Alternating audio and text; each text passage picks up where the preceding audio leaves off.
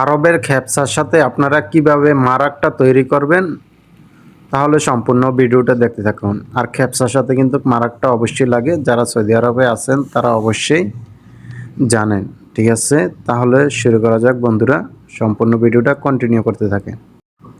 প্রথমে আমি পাতিলের মধ্যে হালকা একটু তেল দিয়ে দিলাম, বেশি তেল লাগবে না। ঠিক আছে, এরপরে দিয়ে দিলাম পেঁয়াজ রসুনটা একটু ব্রাউন কালার করে ভেজে, এরপরে দিয়ে দিলাম পটেটো, ক্যাপসিকাম, টমেটো, গাজর আর পেঁয়াজ কিউব করে কেটে নিয়েছি বড় বড় সাইজ করে। ঠিক আছে, ভেজিটেবল কাটি।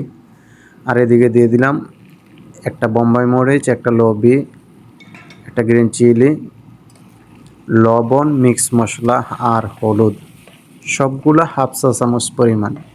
এর কম দিলেও তাতে কোনো সমস্যা নাই। ঠিক আছে, তো এভাবে মিক্স করে নেবেন। পরে দিয়ে দিলাম টমেটো পেস্ট। আমি আজকে টমেটো পেস্টটা বেশি দেবো না, 2 চা চামচ পরিমাণে দিয়েছি। ঠিক আছে, আর আপনারা গ্রেভি করতে চাইলে একটা টমেটো পেস্ট দিতে পারেন।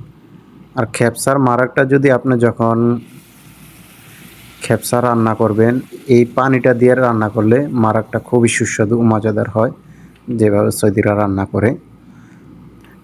এভাবেই আমি রান্নাটা করি সব সময়। আর আমি তো একটা জায়গায় জব করি, সৌদির জায়গায়। ঠিক আছে, তো এইভাবে আপনারা খেপসার পানিটা দিয়ে আপনারা কি করবেন, এই মারাকটা রান্নাটা করলে খুবই টেস্টি হয়। এভাবে নর্মাল পানি দিয়েও রান্না করতে পারেন, তাতে কোনো সমস্যা নাই। ঠিক আছে, তো এইভাবে আমি পর্যাপ্ত পরিমাণে পানি দিয়ে ঢেকে রান্না করব খেপসাটা। ঠিক আছে,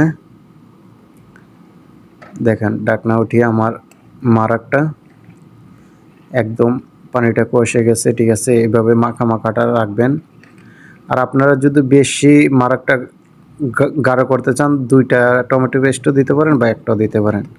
আর আমি আজকে একটু লাইট করেছি, এ কারণে অল্প টমেটো মাজন দিয়েছি। তো এ পর্যন্ত সবাই ভালো থাকবেন। যদি আমার ভিডিওটা আপনাদের কাছে ভালো লেগে থাকে, আমার প্রবাসী রান্নাঘর পেজটাকে ফলো করে দিবেন। আমার ইউটিউব চ্যানেল মরিচ বাটা চ্যানেলটা সাবস্ক্রাইব করে পরে বেল আইকনটি বাজিয়ে দিবেন। তো এ পর্যন্ত ভালো থাকবেন, সকলে সুস্বাস্থ্য কামনা করছি। দেখা হবে নতুন কোনো ভিডিওতে। টেক কেয়ার, আল্লাহ হাফেজ।